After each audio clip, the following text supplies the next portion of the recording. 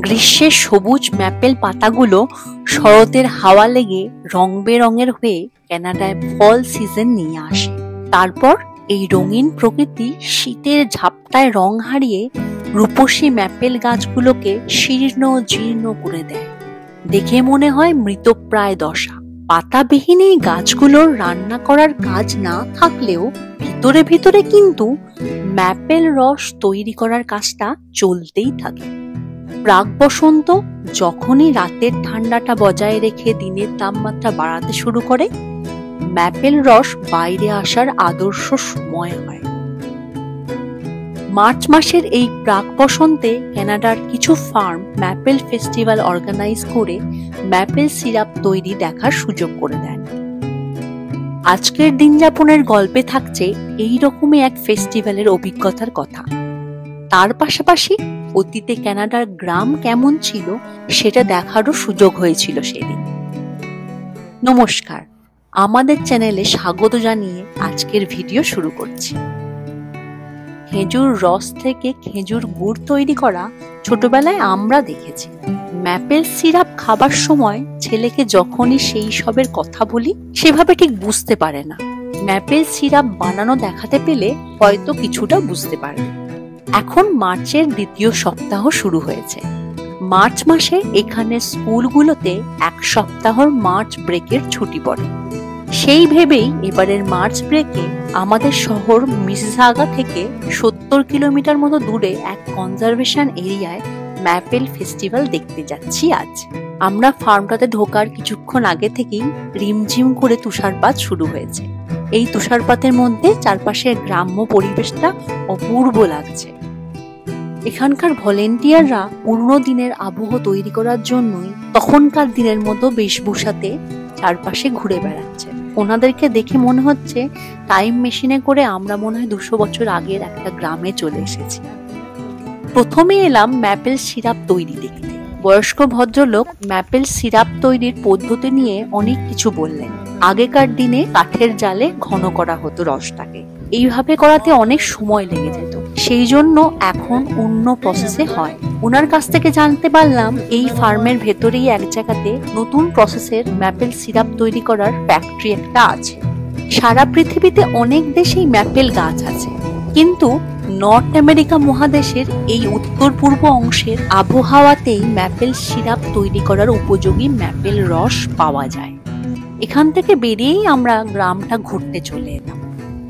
প্রাচীনকালের rail line, station ঘর, দর্জি কারিগর কাঠুরেদের বাড়ি, সরাইখানা সবকিছুই সংরক্ষিত করা হয়েছে। বাচ্চাদের মজা দেবার জন্য কিছু কিছু জায়গায় ফটো বুথ চোখে পড়ল।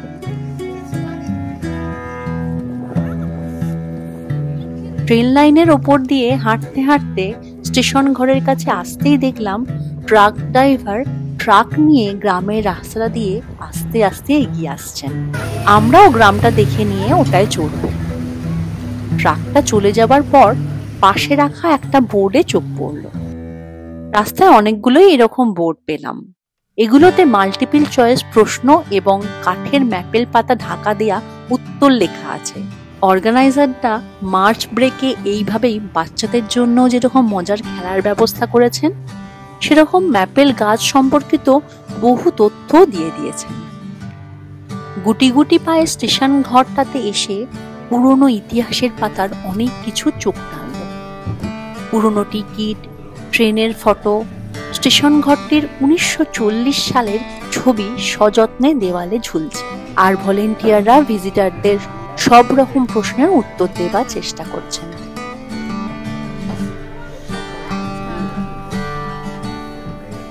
গ্রামের ভিতরে আরেকটু এগিয়ে আসতেই প্রসিদ্ধ জেনারেল স্টোর্স চোখে পড়ল।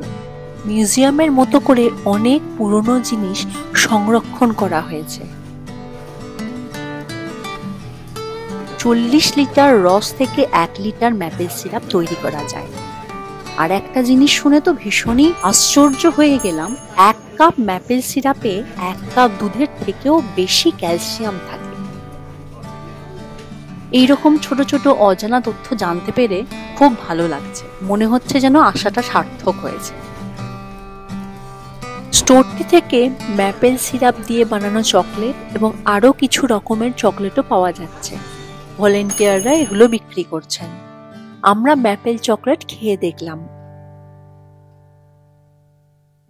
এখান থেকে বেরিয়ে আমরা কাঠুরেদের বাড়ির দিকে যাচ্ছি। তারপর ট্রেলের দিকে চলে যাব। ট্রেলগুলোর দিকে এই ঘান্টের ব্যবস্থা করেছেন এনারা। ট্রেলের ভেতরেই নতুন পদ্ধতিতে ম্যাপেল সিরাপ তৈরির কারখানাটাও আছে। সেটা দেখে নিয়েই ট্রাকটার চড়ে পুরোটা এক পাক দিয়ে দেব। ট্রাক্টর স্ট্যান্ডের ওখানে কার্পেন্টার দোকান, সরাইখানা, তাঁতির বাড়ি দেখে এখানে টাটকা বানানো ম্যাপেল সিরাপ দেয়া প্যানকেক লাঞ্চ করার প্ল্যান হলো।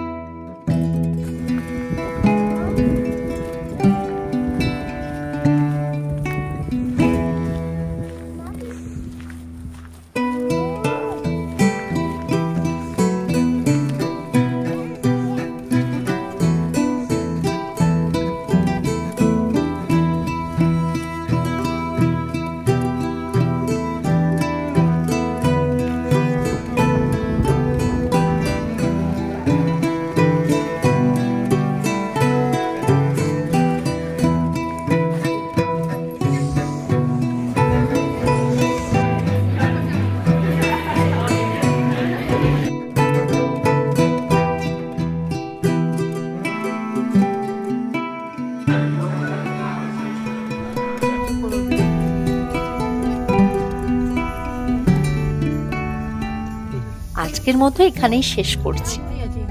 আমার সঙ্গে থাকার জন্য অসংখ্য ধন্যবাদ। ভালো থাকবেন। নমস্কার।